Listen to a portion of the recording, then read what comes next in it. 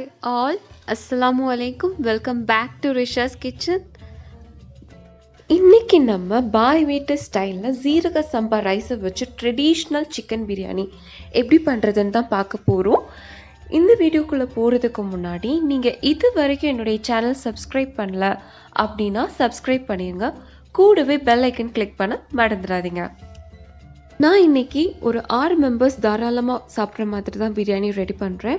இதுக்கு தேவையான ஸ்பைசஸ் பார்த்தீங்கன்னா 7 கிராம்பு, 1 டேபிள் ஸ்பூன் கல்பாசம், 4 பிரியாணி இலை, நான் இங்கே சின்ன இலை தான் எடுத்திருக்கேன், 6 ஏலக்காய், 8லேருந்து 10 சின்ன பட்டை, சின்ன சின்ன பீசஸாக தான் எடுத்திருக்கேன். கல்பாசம்ங்கிறது நீங்கள் சூப்பர் மார்க்கெட் ஸ்டோர்ஸில் கேட்டிங்கனாலே உங்களுக்கு கொடுப்பாங்க. பிரியாணி ஸ்பைசஸோடு அது கிடைக்கும். இதை நீங்கள் தாளிக்கும் போதே பிரியாணியோட ஸ்மெல் வந்துடும். 1 டேபிள் ஸ்பூன் பிரியாணி பவுடர். இதோட ரெசிபி வேணும் அப்படின்னா நீங்கள் கீழே கமெண்ட் செக்ஷனில் சொல்லுங்கள். இன்ஷால்லா நான் கண்டிப்பாக அப்லோட் பண்ணுறேன். அது கூட 1 டேபிள் ஸ்பூன் மிளகாய்த்தூள், நார்மல் மிளகாய்த்தூள் தான் நான் எடுத்திருக்கேன். 1 டீஸ்பூன் மிளகுத்தூள், தனி மிளகு நல்லா பவுடர் பண்ணி அதை நான் 1 டீஸ்பூன் ஆட் பண்ணிக்கிறேன். அது கூட 1/2 டீஸ்பூன் ஜீரகத்தூள், 1 டீஸ்பூன் சோம்புத்தூள். நம்ம சிக்கன் பிரியாணி பண்ணுறதுனால தான் நான் இங்கே சோம்புத்தூள் ஆட் பண்ணிக்கிறேன். ஒரு கை நிறையா கொத்தமல்லியும் அதை விட கொஞ்சம் கம்மியாக புதினாவும் எடுத்துக்கோங்க. இதனால் க்ளீன் பண்ணி வாஷ் பண்ணி எடுத்துக்கோங்க. 4 பெரிய வெங்காயத்தை நல்லா நேர அரிஞ்சு நான் இதில் ஆட் பண்ணிக்கிறேன். நான் இங்கே மீடியம் சைஸ் பெரிய வெங்காயம் தான் எடுத்திருக்கேன். அது கூட 3 மீடியம் சைஸ் தக்காளி வந்து நல்லா ரெட் கலராகவே பார்த்து எடுங்க. அதை நல்லா நேர அரிஞ்சு இந்த மாதிரி எடுத்துக்கோங்க. நான் இங்கே 1/2 கிலோ அரிசியில் தான் பிரியாணி பண்ண போகிறேன். அதனால நான் இங்கே 600 கிராம் சிக்கன் எடுத்துக்கிறேன். நல்லா க்ளீன் பண்ணி வாஷ் பண்ணி எடுத்துக்கிறேன். அது கூட எலுமிச்சை சாறு 2 டேபிள் ஸ்பூன், இஞ்சி பூண்டு பேஸ்ட் 4 டேபிள் ஸ்பூன், வெங்காய பேஸ்ட் வந்து 1/2 கப், அதாவது 250 ml கப்பில் 1/2 கப் வெங்காய பேஸ்ட் எடுத்துக்கிறேன். பிரியாணி தாளிக்கிறதுக்கு எப்பயுமே கொஞ்சம் ஹெவி பாட்டம்டு கடாய், நல்லா பறந்த பாத்திரமாக எடுத்துக்கோங்க. நான் இங்கே நல்லா ஹெவி பாட்டம்டு கடாய் எடுத்துக்கிறேன். அதனால ஹீட் ஆன உடனேயே அதில் 200 ml, அதாவது 1 டம்ளருக்கு கொஞ்சம் கம்மியாக ஆயில் ஆட் பண்ணிக்கோங்க. ஆயில் நல்லா சூடான உடனேயே நம்ம ஸ்பைசஸ் எடுத்து வச்சுருக்கோம்ல, அது எல்லாமே ஆட் பண்ணிக்கலாம். நான் இப்போ சிம் ஃப்ளேமில் வச்சு தான் ஸ்பைசஸை சார்ட் பண்ணுறேன். அப்போ தான் நம்மளோட ஸ்பைசஸோட ஃப்ளேவர் வந்து நல்லா இறங்கும். அது கூட 2 டேபிள் ஸ்பூன் நெய் இப்போவே நீங்கள் ஆட் பண்ணிக்கோங்க. நெய் நல்லா மெல்ட் ஆகி ஸ்பைசஸ் நல்லா வதங்கினதுக்கப்புறமா நம்ம எடுத்து வச்சுருக்கிற ஆனியனை நான் இதில் ஆட் பண்ணிக்கிறேன். இது நல்லா வதங்கணும். இதனால நீங்கள் சார்ட் பண்ணிக்கோங்க. இப்போ ஃப்ளேமை ஹைலியே வச்சுக்கோங்க. பிரியாணியோட டேஸ்ட் நல்லா வரணும் அப்படின்னா நீங்கள் எவ்வளோக்கு எவ்வளோ வதக்குறீங்களோ அதை பொறுத்து தான் அதோட டேஸ்ட் வரும். இப்போ வெங்காயம் நல்லா வதங்கினதுக்கப்புறமா நம்ம கொத்தமல்லி புதினாவை இதில் ஆட் பண்ணிக்கலாம்.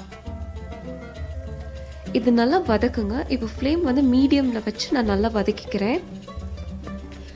இது நல்லா வதங்கினதுக்கப்புறமா நம்ம மசாலா பவுடர்ஸ் ஆட் பண்ணிடலாம். இப்போ ஃப்ளேமை வந்து நீங்கள் சிம்மில் வச்சதுக்கப்புறம் நீங்கள் மசாலா பவுடர்ஸ் ஆட் பண்ணிக்கோங்க. இந்த மாதிரி பண்ணுறதுனால என்ன ஆகும் அப்படின்னா நம்மளோட பிரியாணி வந்து நல்ல ஒரு கலர் கிடைக்கும், டேஸ்ட்டும் சூப்பராக இருக்கும். மசாலா பவுடர்ஸ் ஆட் பண்ண உடனே ரொம்ப நேரம் நீங்கள் வதக்கணும்னு அவசியம் கிடையாது. லைட்டாக இந்த மாதிரி மிக்ஸ் பண்ணிவிட்டு நம்ம வந்து அரைச்சி வச்சுருக்கிற இஞ்சி பூண்டு பேஸ்ட்டையும் வெங்காய பேஸ்ட்டையும் இதில் ஆட் பண்ணிக்கலாம்.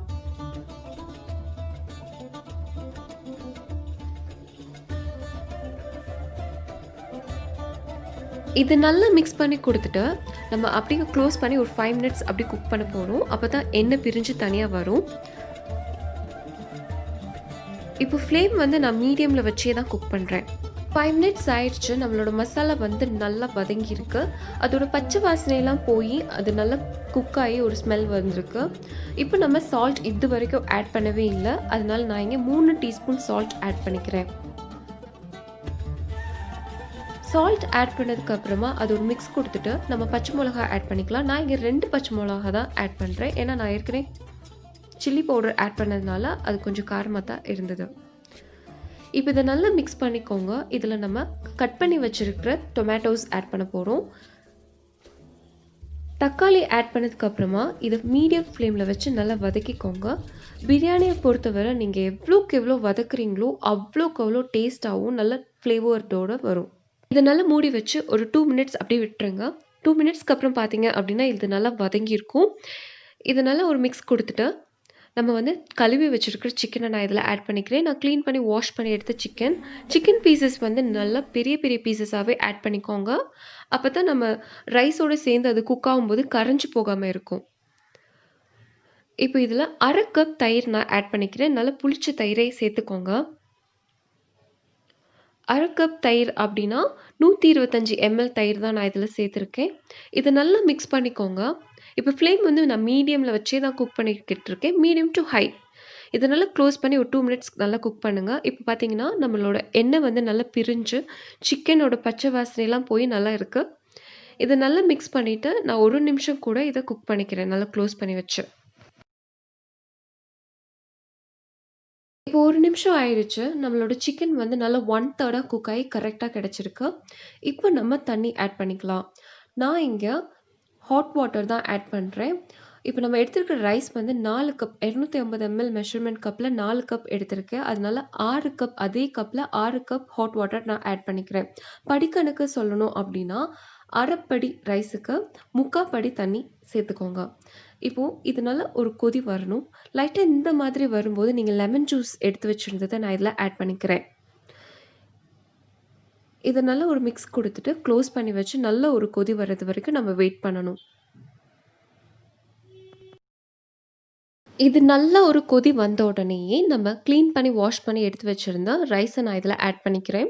நான் இந்த ரைஸை வந்து நல்லா இது வதக்க ஆரம்பிக்கும் போதே பிரியாணி தாளிக்க ஆரம்பிக்கும் போதே அதை நான் ஊற வச்சுருந்தேன். இப்போ நீங்கள் தேவைப்பட்டால் சால்ட் ஆட் பண்ணிக்கலாம். இப்போ இதை நல்லா ஒரு மிக்ஸ் கொடுத்துட்டு இதை நம்ம க்ளோஸ் பண்ணி வச்சு குக் பண்ணிக்கலாம். க்ளோஸ் பண்ணுறதா இருந்தால் இந்த மாதிரி 1/3 க்ளோஸ் பண்ணிக்கோங்க. ஃபுல்லாக க்ளோஸ் பண்ண வேணாம். இப்போது ஃப்ளேம் வந்து ஹையில் தான் இருக்குது. நம்மளோட ரைஸ் வந்து நல்லா குக்காக ஸ்டார்ட் ஆகிடுச்சு. இப்போ நீங்கள் இந்த மாதிரி ஒரு மிக்ஸ் 2-3 டைம்ஸ் இந்த மாதிரி நல்லா மிக்ஸ் பண்ணி கொடுத்துக்கோங்க.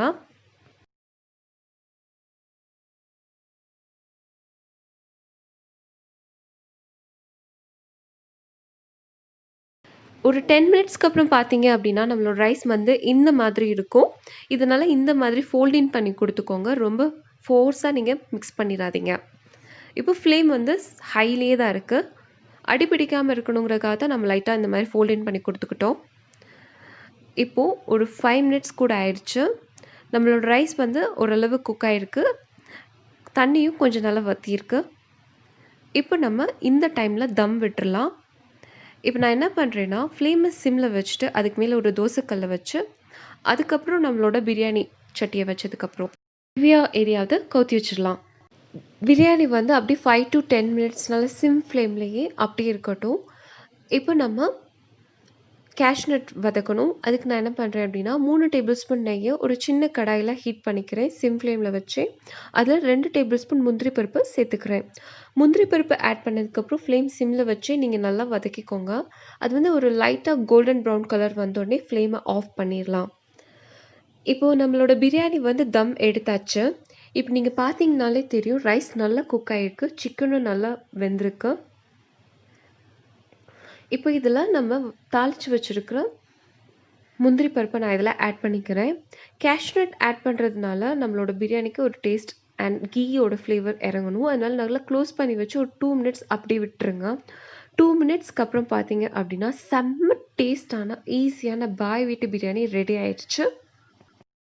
இந்த வீடியோ உங்களுக்கு பிடிச்சிருந்துச்சு அப்படின்னா லைக் பண்ணுங்கள், கமெண்ட் பண்ணுங்கள், ஷேர் பண்ணுங்கள். கூடவே சப்ஸ்கிரைப் பண்ண மறந்துடாதீங்க. தேங்க்ஸ் ஃபார் வாட்சிங்.